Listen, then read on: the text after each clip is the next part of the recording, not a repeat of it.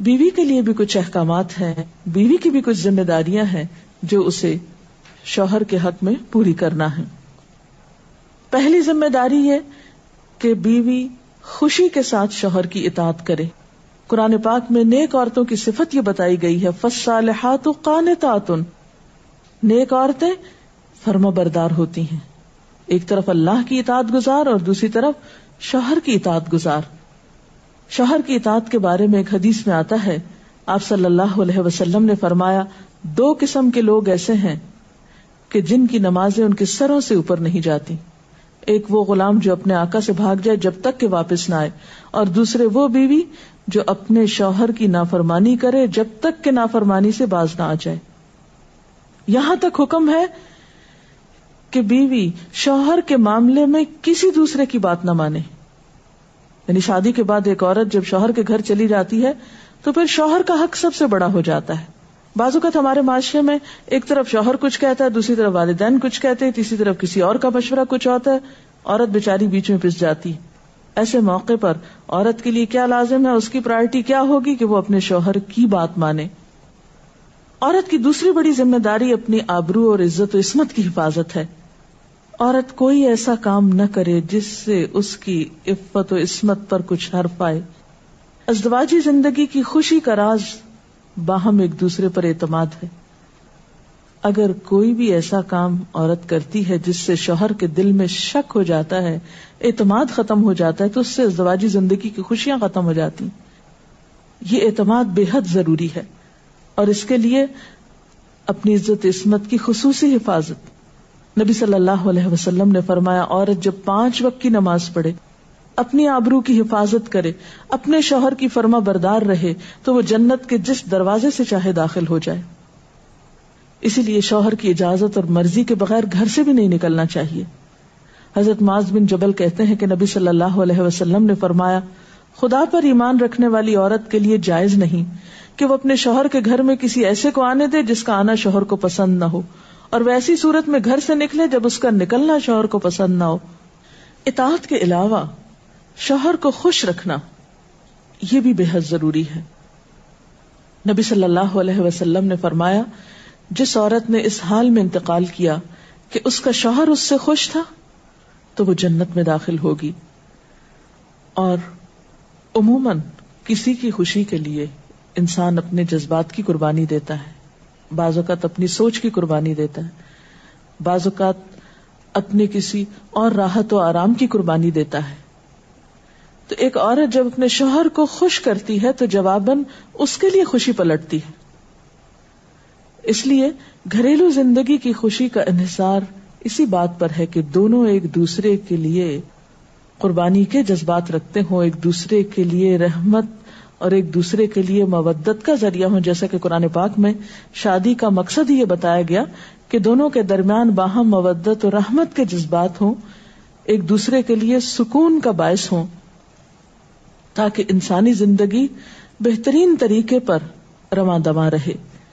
اسی طرح شوہر سے محبت کا اظہار کرنا، اس کے ساتھ وفادار رہنا، اس کا احسان ماننا، یہ بھی بے حد ضروری ہے.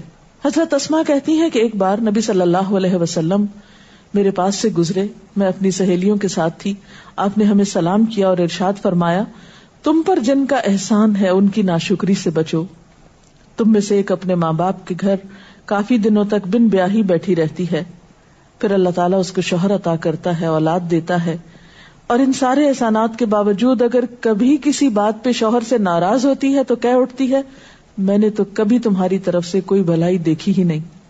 یہ جملہ ناشکری کا جملہ ہے جو عورت کو نہیں بولنا چاہیے. قیامت کے دن اللہ تعالیٰ اس عورت کی طرف نظر رحمت اٹھا کر نہیں دیکھے گا جو شوہر کی ناشکری ہوگی. اور آخری بات یہ کہ عورت کے اوپر لازم ہے کہ وہ اپنے گھر بار، مال و اسباب اور اپنی ذمہ داریوں میں شوہر کی مددگار رہے، شوہر کی وفادار رہے. آپ صلی اللہ علیہ وسلم نے فرمایا، قریش کی عورتیں کتنی اچھی عورتیں ہیں جو بچوں پہ بہت مہربان اور شوہر کے گھر بار کی حفاظت کرنے والی ہیں. آپ صلی اللہ علیہ وسلم نے ایک اچھی عورت کی خوبیاں بیان کرتے ہوئے فرمایا، مومن کے لیے خوف خدا کے بعد سب سے مفید اور باعث خیر نعمت نیک بیوی ہے. نیک بیوی کون سی؟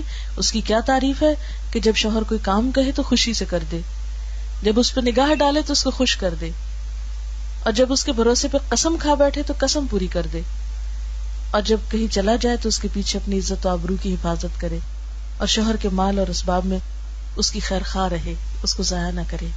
یہ ایک اچھی بیوی کی خوبیاں آپ صلی اللہ علیہ وسلم نے بتائیں. اور پھر آخری چیز صفائی ستھرائی، سلیقہ، شوہر کے لیے زیب و زینت کا اہتمام. یہ چیزیں بھی ازدواجی زندگی میں خوبصورتی پیدا کرتی ہیں، اور اس کا بھی اہتمام جو ہے پھر ایک عبادت ہو جاتا ہے. لیکن ہمارا حال یہ ہے کہ جب ہمیں کہیں باہر جانا ہوتا ہے تو ہم بہت اہتمام کریں گے، لیکن شوہر کے لیے بطور خاص نیت کر کے اہتمام نہیں کریں. ہم یہ کہتے ہیں اس کو تو نظر ہی نہیں آتا، اس نے کبھی تعریف ہی نہیں کی، اس کو پتہ ہی نہیں میں نے کیا پہنا اور کیا نہیں پہنا، تو کس لیے پہنے.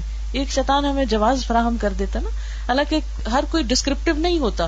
جس طرح بعض اوقات ہم خواتین بہت ڈسکرپٹیو ہوتی ہے، اس نے یہ پہنا، اس کا یہ اینگل تھا، یہ ایسا تھا ویسا تھا. شوہروں مردوں کی اس طرح کی نظر نہیں ہوتی. پھر ہم ان سے وہ ایکسپیکٹ کرتے ہیں جو ہم خود کر رہے ہوتے ہیں یا خود چاہتے ہیں، وہ اس پہ پورے نہیں اترتے تو ہمارے اسٹینڈرڈ سے گر جاتے ہیں. تو اس سے یہ ہے کہ ان کی اور بھلائیاں یاد رکھ کے اگر اس طرح کی کوئی کمی کوتاہی ہو جائے تو اسے اگنور کر دینا چاہیے، اور ان کے لیے بھی بطور خاص اہتمام کرنا چاہیے. اور دیکھیے کہ مثلاً اس جگہ پر ہم بیٹھے ہوئے ہیں، اس جگہ کو خوشگوار بہت سی چیزوں نے ملا کے بنایا نا. سب لوگوں کا اکٹھا ہونا ایک خوشی کا باعث ہے، یہ پھول رکھے ہوئے، یہ روشنی ہے. اب ہم ایک ایک چیز گن تو نہیں سکتے، لیکن اوور آل ہر چیز کا اپنا ایک ایفیکٹ ہے، اور ہر چیز کا اپنا ایک اثر ہے. تو اسی طرح شوہر اور بیوی کے تعلقات میں بہت ساری چیزیں ایسی ہوتی ہیں جو ہم کو نظر نہیں آ رہی ہوتی، جو سامنے اس کا اثر نہیں ہوتا مگر وہ بیک گراؤنڈ پہ ہوتی ہیں، مگر ہم ان کو کبھی بھی نہیں سامنے لاتے اور کبھی بھی ان کا ذکر نہیں کرتے. تو ہمیں ان معاملات میں تھوڑی کوشش کر کے کچھ احسانات کا کبھی زبان سے اگر بول دیں گے تو اس سے کچھ کمی نہیں ہوتی، لیکن دوسرے کا دل جیتا جاتا ہے، اور دوسرے کا دل خوش کرنا تو بہت بڑی عبادت ہے. اور اس کا آغاز اگر گھر سے ہو تو اور اچھا ہے، کیونکہ گھر والوں کو خوشیاں دینے سے خود خوشیاں اپنے آپ پہ پلٹتی ہیں، دے کر زیادہ ملتی ہیں، لیتے وہی ہیں جو دینا جانتے ہیں. تو اللہ تعالیٰ ہمیں عمل کی توفیق عطا فرمائے. سبحان اللہ والحمد للہ ولا الہ الا اللہ واللہ اکبر ولا حول ولا قوة الا باللہ العلی العظیم. اللہم صلی علی محمد وعلی آل محمد کما صلیت علی ابراہیم وعلی آل ابراہیم انک حمید مجید. اللہم بارک علی محمد وعلی آل محمد کما بارکت علی ابراہیم وعلی آل ابراہیم انک حمید مجید.